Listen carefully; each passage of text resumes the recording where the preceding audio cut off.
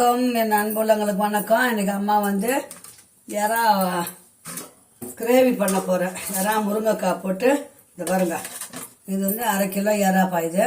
இது கூட ஒரு முருங்கைக்காய் இருக்குது, அதை போட்டு கிரேவி பண்ணிட்டு ரசம் தான் இன்னைக்கு. முட்டை வந்து வேக வச்சிட போகிறேன். வாங்க வீடியோக்குள்ளே போகலாம்.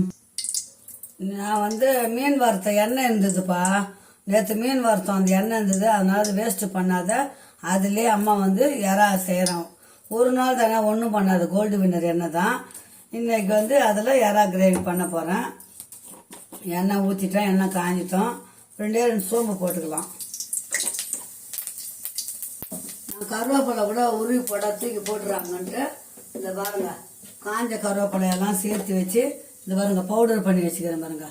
கொஞ்சம் பவுடர் போட்டுருவேன், அது உள்ளுக்கும் போவோம், உடம்புக்கும் நல்லது பார்த்தீங்களா. அதனால தான் அம்மாவோட ஐடியா. சோம்பு பொரிஞ்சிச்சிங்களா. வெங்காயம் 1/2 கிலோ எறாக்கு 2 வெங்காயம் போதும்.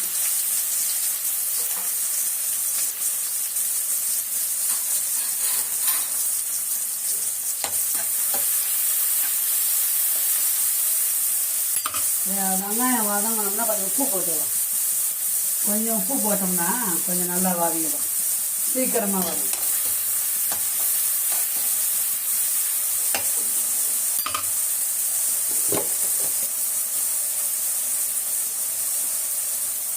கருவேப்பிலை பொடி, கொஞ்சம் கருவேப்பிலை போடுறதுக்கு பதில் கருவேப்பிலை பொடி போட்டேன் நான். இப்போ இஞ்சி பூண்டு பேஸ்ட்டு 1 ஸ்பூன் இஞ்சி பூண்டு பேஸ்ட்டு.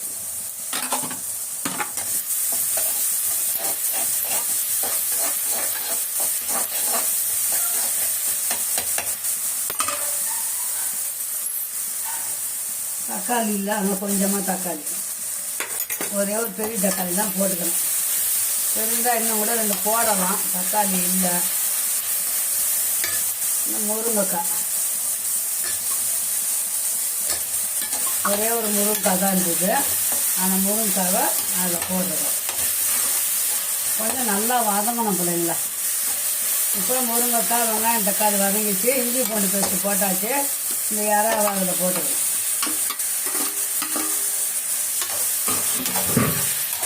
நம்ம ரொம்ப சிம்பிளாக செய்வோம் பிள்ளைங்களா. நான் வேணால் இறக்கும் போது பெப்பர் பொடி போடுவேன் கொஞ்சம்.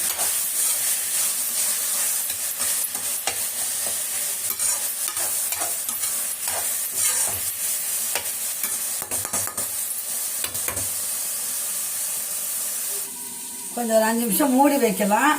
எறா தண்ணி விடும், தண்ணி விட்டதுக்கப்புறம் தான் நம்ம மிளகாத்தூள் மஞ்சள் தூள் போட்டு காரம் திட்டமாக பார்த்து போடணும்.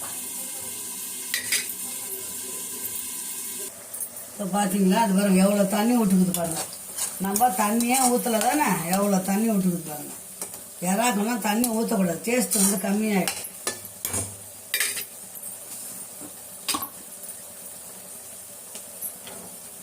ரெண்டு ஸ்பூன் மிளகாத்தூள்,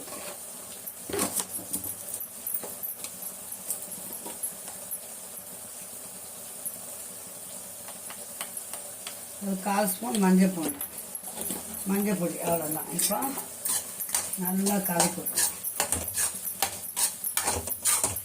சிம்பிளாக தான் செய்வேன், அப்பா சொல்லுவாங்க டேஸ்ட்டாக இருக்குதுன்னு சொல்லுவாங்க. எல்லாரும் செய்கிறது தான். சரி, அம்மாவும் வீடியோ போடணும் இல்லைங்களா, செய்கிற வீடியோ, சமையல் வீடியோ, அதனால தான் அம்மா எடுக்கிறேன். பாருங்கள், இல்லை நீங்கள் வேறு விதமாக செய்கிற மாதிரி இருந்தாலும் அம்மாவுக்கு சொல்லி கொடுங்க, அம்மா எடுத்துக்கிறேன்.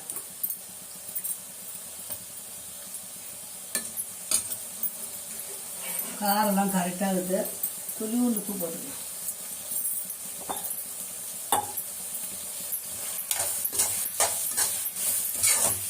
ஒரு 5 நிமிஷம் நம்ம அப்படியே மூடி வைக்கலாம், முருங்கைக்காயெல்லாம் வேகணும் இல்லைங்களா. இப்போ ரசத்துக்கு அம்மா பாருங்க, 1 ஸ்பூன் மிளகு, 1 ஸ்பூன் தனியா, 1 ஸ்பூன் சீரகம் போட்டாச்சு. இது நைஸாக பவுடர் பண்ணின்னு வந்துட போகிறோம்மா.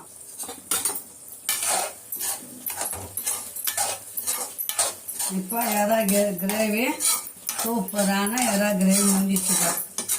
எறாவும் முருங்கைக்காய் போட்டு கிரேவி முடிஞ்சிச்சு.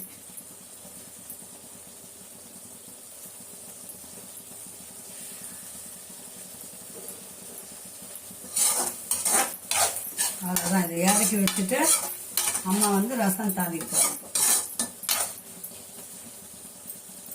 பார்த்தீங்களா, கொத்தமல்லி இருந்தால் போடுங்க. நீங்கள் கொத்தமல்லி இல்லை அம்மா வீட்டில், அதனால் வெறும் அப்படியே இறக்க போகிறோம்.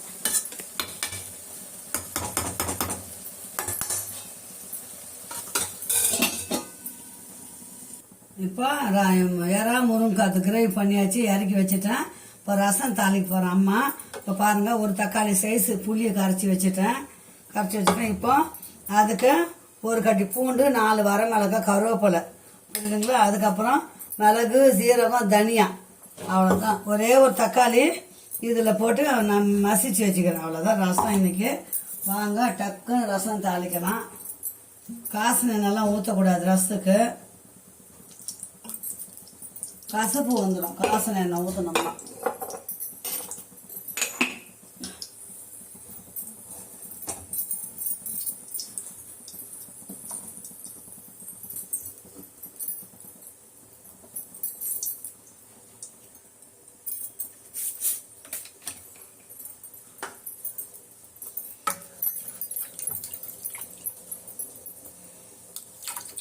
எண்ணெய் கொஞ்சம் காஞ்சிச்சுன்னா ஒரு 2 நிமிஷம்தான் ரசத்தோட வேலை. ரசத்துக்கு எப்போவுமே பிள்ளைங்களா அது பாருங்க, 2 வெந்தயம் போடுங்க. அந்த வெந்தயம் வாசனை வந்து ரசம் டேஸ்டாக இருக்கும். 2 கடுகு போடுங்க, அவ்வளோதான்.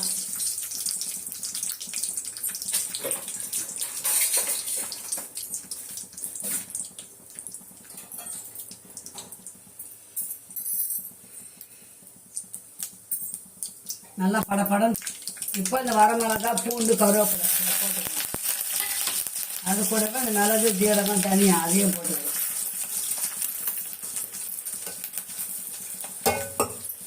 ரெண்டு நாள் கூட வச்சு சாப்பிடலாம், ரசம் கெட்டு போகாது.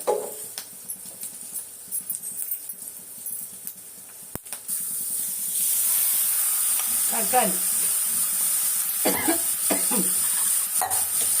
இந்த வதக்கும் போதே அந்த ரசத்துக்கு என்ன வாசனை பாருங்க. இதெல்லாம் பெருங்காயம், மஞ்சள் தூளெல்லாம் போட்டாச்சு. இப்போ இதை ஊற்றுறோம்.